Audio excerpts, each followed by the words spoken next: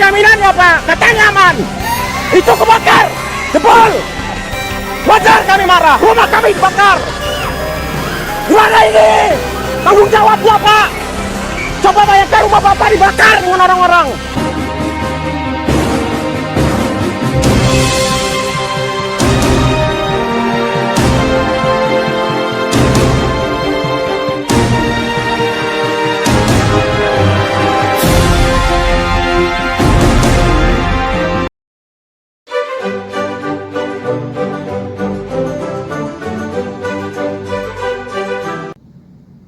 Halo saudara-saudaraku yang terkasih di dalam Tuhan dimanapun Anda berada.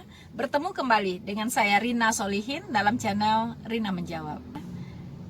Rasanya tidak berlebihan kalau saya menyoroti apa yang terjadi beberapa hari terakhir ini teman-teman, yaitu dengan dibakarnya sebuah masjid Ahmadiyah di kota Sintang.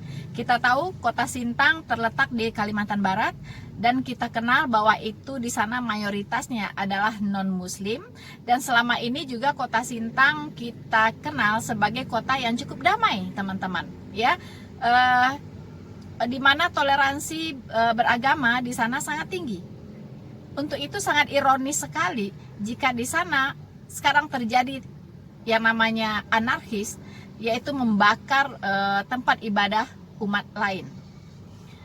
Dalam hal ini teman-teman, saya ingin menyoroti ini itu terdorong hanya oleh karena satu hal, yaitu sangat tidak bersukacita ketika keadilan dilanggar. Ketika rasa keadilan saya tersenggol teman-teman ya. Jadi mengapa ini harus saya sorot? Ini sebenarnya bukan hal yang kecil, bukan hal yang remeh-temeh yang bisa kita abaikan teman-teman ya. Ini sangat berdampak untuk kehidupan berbangsa dan bernegara kita, di mana keadilan di sini diperkosa teman-teman ya, di mana orang-orang tertentu yang merasa dia paling benar, yang merasa dia yang memiliki dunia ini teman-teman ya, dunia akhirat itu milik mereka begitu ya, sangat semena-mena begitu ya, semena-mena dengan dengan brutalnya menyerang tempat-tempat ibadah umat yang dianggapnya tidak sejalan dengan mereka ya. Ahmadiyah itu salah satu korbannya teman-teman. Kalau gereja itu tidak bisa terhitung lagi teman-teman ya, berapa banyak gereja yang sudah dibakar, berapa banyak gereja yang ditutup ya dengan alasan tidak ada izinnya ya, belum ada IMB-nya. Itu alasan klasik teman-teman ya, yang selalu saja dijadikan sebagai alat untuk menutup rumah-rumah ibadah, terutama gereja. Teman-teman, hal ini sangat tidak baik jika dibiarkan ya, sangat tidak baik jika dibiarkan. Mengapa? Karena ini akan menjadi bom waktu ya, akan menjadi bom waktu di mana suatu saat nanti meledak teman-teman ya. Jadi kalau peristiwa demi peristiwa dibiarkan begitu saja, tidak ada penyelesaian, tidak ada tindakan tegas dari penegak hukum atau aparat, itu akan selalu terjadi lagi. Lama-lama kalau pembiaran seperti ini, maka itu akan menjadi kebiasaan ya. Itu akan menjadi kebiasaan, dan kebiasaan buruk ini itu akan menjalar ya ke seluruh tanah air teman-teman ya, dimana mereka menganggap itu sudah biasa ya. Dan ironisnya secara fakta di lapangan kita melihat tidak ada tindakan tegas begitu ya, tidak ada tindakan yang bisa menghalangi mereka begitu ya. Terlihat hanya seperti pembiaran, walaupun di situ banyak sekali polisi ya, bisa ratusan polisi di sana teman-teman. Tapi tetap aja Masjid Ahmadiyah itu pun terbakar. Dibiarkan saja begitu. Nah, alasannya apa? Aparat ini tidak begitu bergerak ya agresif, tidak ya. Hanya sebagai penonton saja kelihatannya, sebagai penonton saja teman-teman yang menyaksikan bagaimana rumah ibadah umat Ahmadiyah ini dibakar, bahkan beberapa tempat di sekitar masjid itu ya, apa di sebelahnya itu juga ikut dibakar, dan aparat kepolisian melihat saja begitu, penonton saja ya, sampai orang sudah berteriak-teriak ya, tetap saja dia menonton saja teman-teman ya. Untuk itu teman-teman, kita saksikan dulu apa yang terjadi di lapangan saat Masjid Ahmadiyah ini dibakar.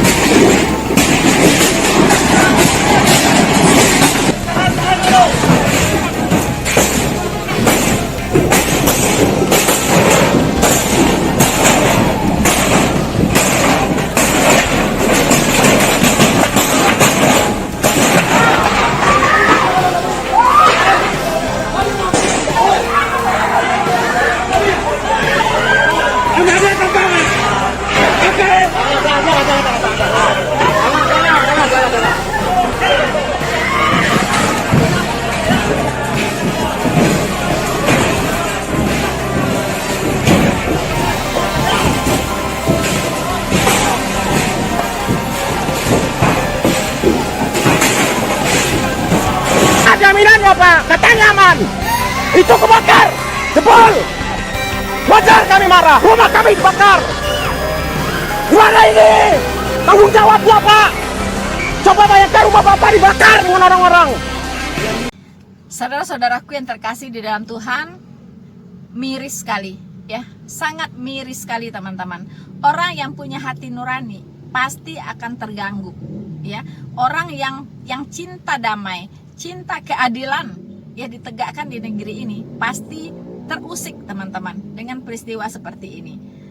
Negara ini adalah negara hukum. Bagaimana kebebasan setiap warga negara untuk memeluk agamanya dan beribadah sesuai dengan kepercayaannya itu dijamin penuh oleh negara. Tetapi kalau aparat maupun penegak hukum cara kerjanya seperti itu pasal itu sebaiknya dibuang saja, karena tidak bisa dipraktekkan begitu, tidak bisa dilaksanakan. Untuk apa ya?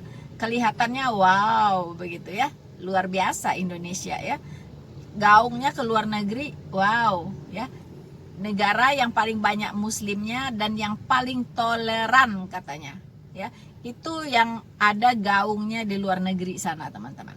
Tetapi apa yang terjadi di dalam negeri kita semua sudah tahu ya, tidak semanis itu ya, tidak semanis gaungnya yang ada di luar. Harusnya ini PR besar ya untuk pemerintah kita, untuk para penegak hukum, untuk para aparat ya, Polri maupun TNI ya, yang memang tugasnya adalah menjaga keamanan, melindungi segenap warga negara ya, bukan melindungi kelompok tertentu, bukan, segenap warga negara, apapun agamanya, apapun sukunya, apapun rasnya, itu berhak untuk dilindungi ya. Karena apa? Karena mereka juga dibayar itu dari uang rakyat ya, dan rakyat itu agamanya bukan cuma Islam ya. Kalau kita mau jujur, orang-orang non muslim mungkin lebih banyak ya bayar pajaknya, karena mereka rata-rata pengusaha ya. Mungkin pajak-pajak terbesar itu dari non muslim ya. Silahkan diadakan survei, karena kebanyakan pemilik perusahaan, owner itu rata-rata non muslim ya. Nah, Jadi pajak-pajak yang mengalir ke kantong negara itu rata-rata dari non-muslim yang lebih banyak, walaupun jumlahnya minoritas, tapi bayar pajaknya jauh lebih besar, ya, jauh lebih besar. Nah, teman-teman, pajak inilah yang digunakan untuk membayar polisi, untuk membayar tentara, ya kan? Nah, tapi apa yang didapatkan? Ya, apa yang didapatkan? Tidak sesuai, ya, tidak sesuai, teman-teman. Minoritas di negara ini betul-betul dipandang sebelah mata. Apa yang terjadi belakang-belakangan ini, yang baru-baru ini, dengan ditangkapnya Bapak MKC, itu pun kita melihat, ya, ada sesuatu yang aneh begitu, ya. Yahya Walloni ditangkap sepertinya hanya sebagai penyimbang, ya. Yahya Walloni diamankan itu sebagai penyimbang karena begitu lantangnya suara-suara dari non-muslim, ya, untuk ditegakkannya keadilan atas nama penistaan agama. Karena orang-orang Kristen, para YouTuber, para kristolog, para apologet itu muncul gara-gara penistaan agama yang dilakukan oleh para YouTuber muslim, ya, para ustadz di mana-mana selalu saja menyerang kekristenan. Nah, ini yang menyebabkan munculnya orang-orang seperti Bapak Muhammad KC dan teman-teman yang lain-lain. Bahkan saya, teman-teman, ya, saya baru aktif, ya, saya baru muncul itu sebagai YouTuber itu 1 tahun yang lalu. Ya, sebelumnya saya kemana? Saya masih bisa menahan diri, teman-teman, ya, sebelumnya. Tapi saya lihat, wow, semakin menjadi-jadi ya mereka, ya, semakin mereka semena-mena begitu, semakin luar biasa, ya, penghinaan-penghinaan, penistaan-penistaan yang mereka lakukan terhadap kekristenan. Sebelumnya saya hanya aktif di Facebook, ya. Saya aktif berdebat dengan para muslim ini di Facebook. Memang sudah bertahun-tahun, teman-teman, ya. Dari tahun 2004 saya sudah aktif berdebat di Facebook. Tapi saya lihat sepertinya di Facebook saja tidak cukup. Akhirnya saya memberanikan diri, ya, dan banyak juga yang meminta saya untuk merambah dunia YouTube, untuk memberitakan Injil dan untuk mengcounter orang-orang yang memang pekerjaannya adalah menyerang kekristenan. Channel saya dibuat, ya, untuk menangkis, untuk mengcounter serangan-serangan dari umat-umat muslim terhadap iman kekristenan. Dan saya berusaha untuk menanggapinya secara alkitabiah, ya. Jadi saya menjawab tidak secara Qur'aniyah, tetapi secara alkitabiah. Kenapa?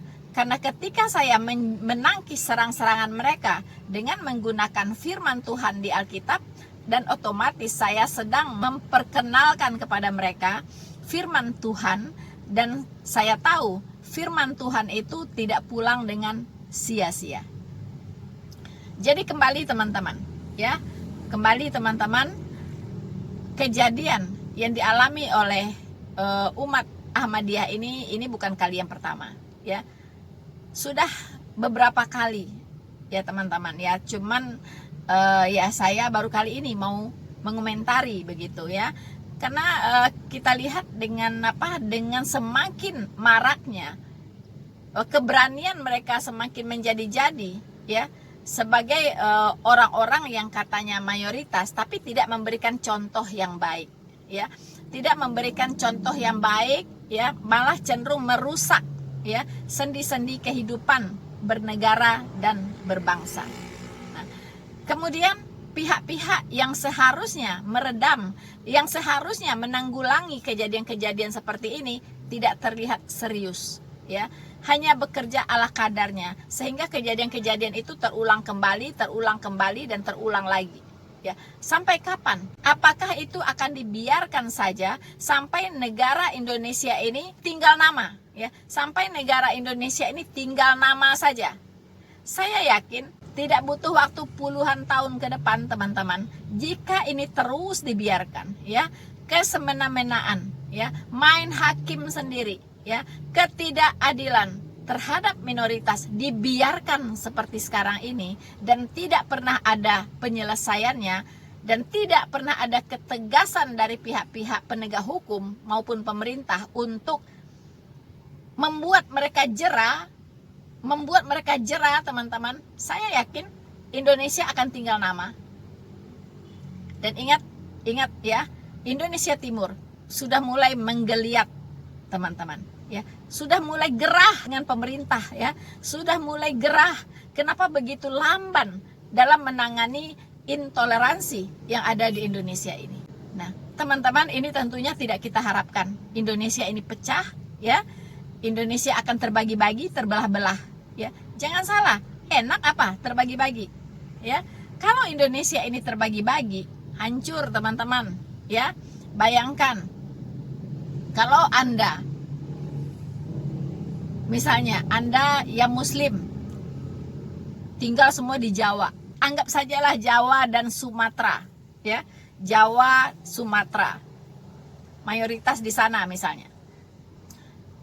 Anda mau ke Indonesia Timur, Anda harus urus paspor, ya kan, urus paspor. Terus Anda tahu kos untuk negara yang baru pecah itu tinggi sekali, ya, tinggi sekali. Bagaimana Anda membangun negara yang baru, ya?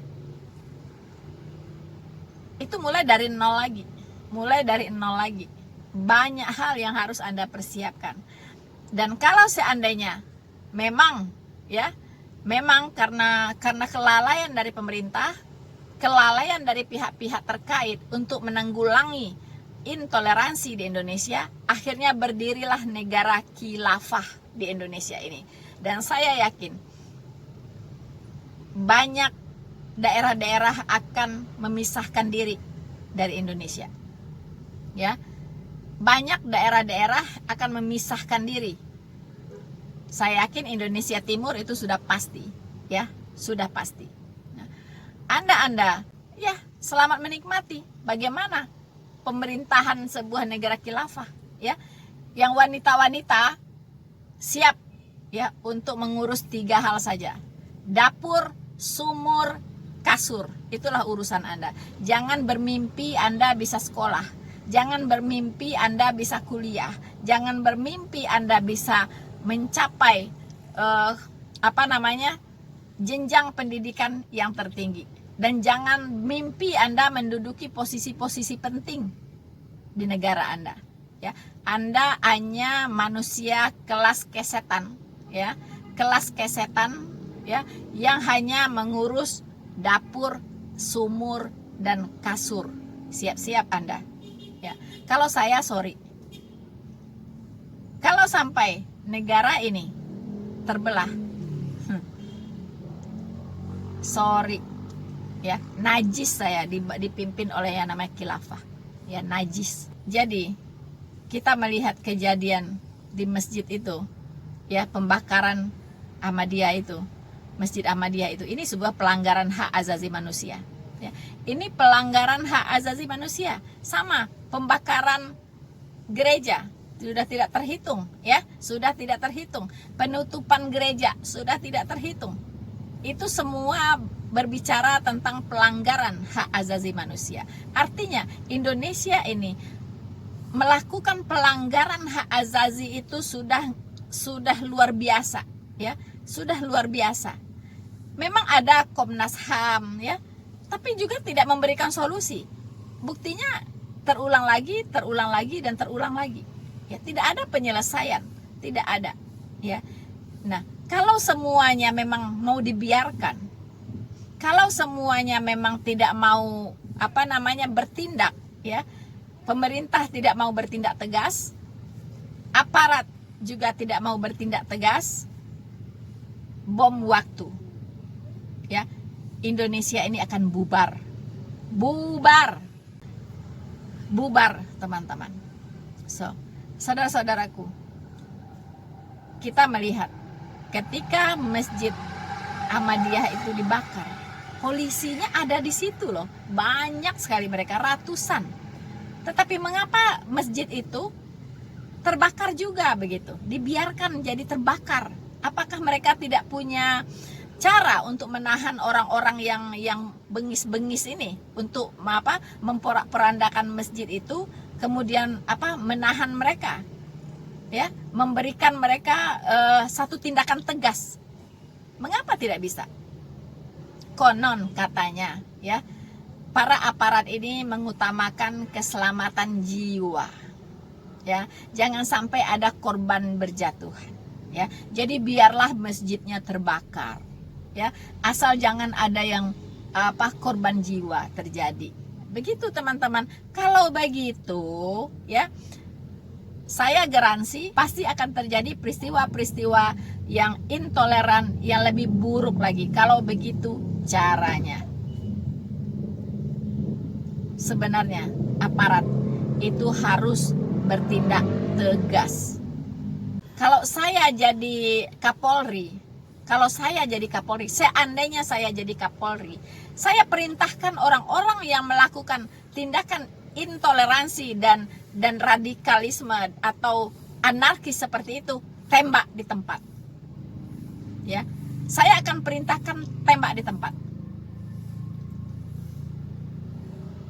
Ingat, mendengarkan instruksi tembak di tempat saja, itu orang-orang yang anarkis ini sudah berpikir 100 kali, 1000 kali untuk dia melakukan tindakan anarkis. Baru mendengarkan instruksi tembak di tempat, kalau sampai dia membakar rumah ibadah, kalau sampai dia merusak rumah ibadah umat lain, tembak di tempat. Saya garansi mereka juga takut mati, ya. Mereka juga takut mati itu orang itu, ya. Mereka cuma bisanya keroyokan, ya kan? Bersama-sama, berjamaah, melakukan kejahatan berjamaah, itu mereka jagonya, ya. Tapi kalau dibilang tembak di tempat, mereka juga mikir. Kalau semua tindakan anarkis, kalau semua tindakan intoleransi, ya, dibuat aturan tegas di negara ini, saya yakin lama-lama akan hilang dari republik ini. Tindakan-tindakan seperti itu tidak akan terulang lagi. Walaupun awal-awal mungkin harus berjatuhan korban, tembak-tembak beneran gitu, jangan gertak-gertak doang, ya. Tembak beneran. Lebih baik mengorbankan 1, 2, 3 orang, ya, tapi menyelamatkan bangsa ini, menyelamatkan negara ini dari keruntuhan. Sekarang pemerintah pilih.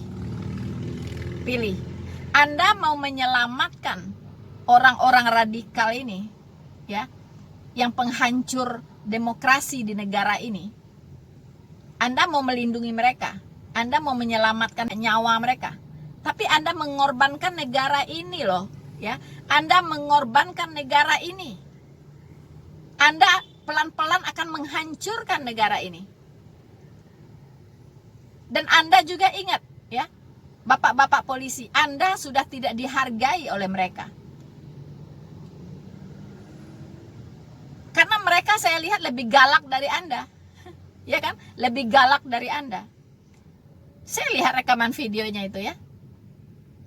Mereka malah bertanya ke polisi, Anda agamanya apa? Bapak Islam bukan? Bapak Islam bukan? Nah, harusnya polisi menjawab, kalau bukan Islam kenapa? Kalau saya bukan Islam kenapa? Harusnya begitu, ya. Bukannya, iya saya Islam.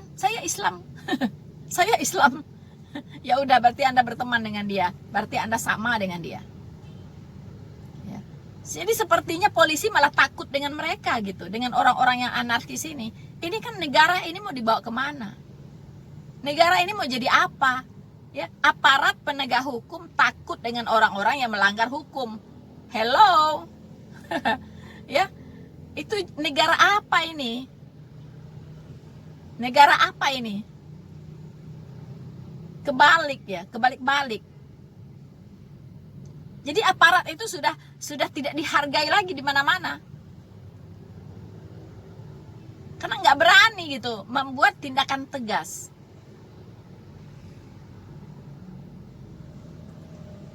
So, teman-teman, saya tidak akan banyak mengulas hal itu. Saya hanya mengingatkan. Saya mengingatkan pemerintah dan pihak-pihak terkait di pemerintahan ini untuk memikirkan bagaimana caranya Anda bisa membuat satu regulasi, membuat suatu strategi, ya, strategi yang jitu sehingga Anda bisa bukan hanya mengamankan, tetapi Anda bisa menghentikan tindakan intoleransi, tindakan radikalisme, tindakan yang semena-mena dari kelompok-kelompok tertentu yang merasa dirinya paling benar. Ya. Tindakan-tindakan intoleransi di negara ini. Bagaimana itu bisa dihentikan? Kalau hanya judulnya Anda mengamankan, siapa yang Anda amankan? Anda mengamankan mereka, ya. Kalau saya lihat Anda mengamankan mereka, mereka membakar masjid, ya Anda amankan gitu ya. Aman, Anda boleh bakar, Anda aman. Apakah demikian? Ya, makanya mereka merasa aman gitu, ya. Mereka melemparkan bom molotov, mereka menghancurkan rumah-rumah ibadah, mereka nutupin rumah-rumah ibadah umat lain. Mereka merasa aman melakukan itu karena memang aparat ini tugasnya mengamankan begitu. Apa itu enggak keliru, bapak-bapak? Ya, apa itu tidak keliru, Pak Kapolri? Apakah itu tidak keliru? Ya, polisi-polisi tugasnya mengamankan. Kalau ada tindakan intoleran, kalau ada tindakan anarkis, mengamankan. Akhirnya para pelaku itu merasa aman melakukan itu semua. Karena memang diamankan begitu, dibuat jadi aman. Bukannya mereka dipentungin satu-satu. Ya, kalau saya jadi polisi, ketika melihat mereka mau merusak ibadah, saya udah tembakin di pistolnya ke udara dulu. Ya. Tembakkan ke udara senjata Anda. Dan serukan suruh bubar. Siapa ya sampai yang melakukan tindakan anarkis, tembak di tempat. Beritakan pakai toa. Ya, jadi toa itu dipakai untuk menegakkan keadilan di negara ini. Ya, toa itu dipakai untuk menyerukan kebenaran ditegakkan di negara ini. Toa itu dipakai untuk mengedukasi orang. Toa itu dipakai untuk memberantas kejahatan. Toa itu dipakai untuk menindak tegas, menyuarakan keadilan di negara ini. Ya. So, teman-teman, saya mengomentari ini itu karena kasih. Ya, karena kasih. Orang yang percaya kepada Tuhan Yesus itu memiliki kasih. Apa itu kasih? Apakah saya ngasih-ngasih beras itu kasih? Saya ngasih-ngasih sembako itu kasih? Orang bukan pengikut Kristus pun bisa melakukan itu. Ya. Kasih itu lebih dari itu, teman-teman. Ya, kasih itu lebih dari itu. Saya akan bacakan 1 Korintus 13 ayat 4. Yaitu tentang kasih. Biarlah kasih ini tumbuh di hati semua kita, semua anak bangsa. Ya. Karena kasih itu bisa mengatasi segala sesuatu. Ya. 1 Korintus 13 ayat 4. Kasih itu sabar. Kasih itu murah hati.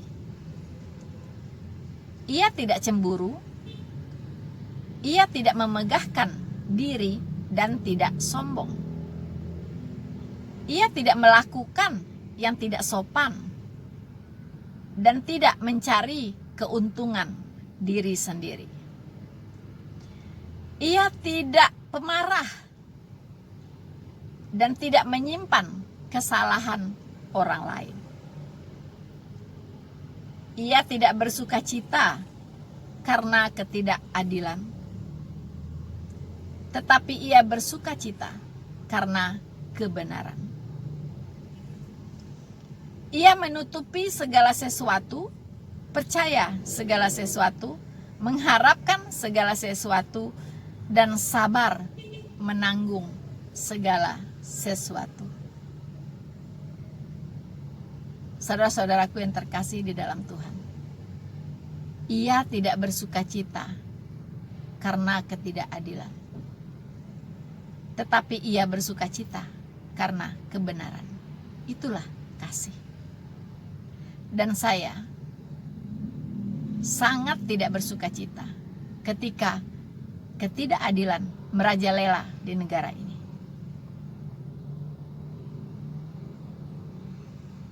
Untuk itu, mari sebarkan berita kasih ini, supaya mereka yang tidak mengenal kasih bisa mendengarnya. Saya kira sekian dulu dari saya. Semoga apa yang saya sampaikan bisa menjadi perenungan untuk terutama Bapak Presiden Joko Widodo,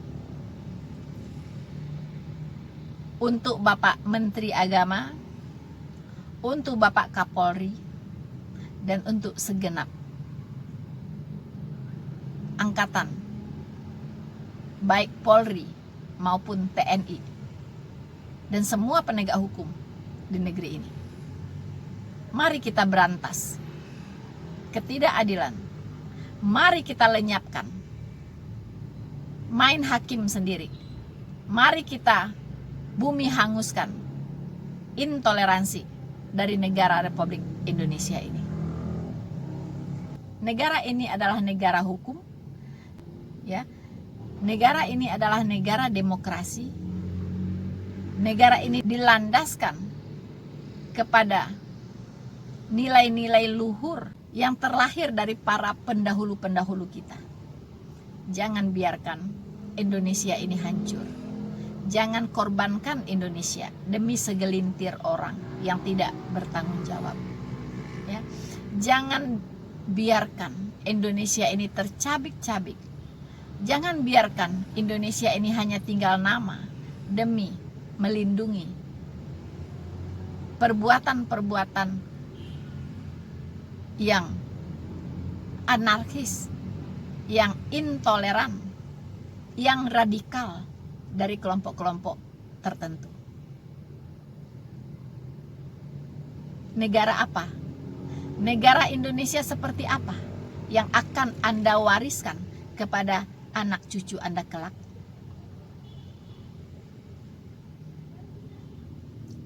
Itu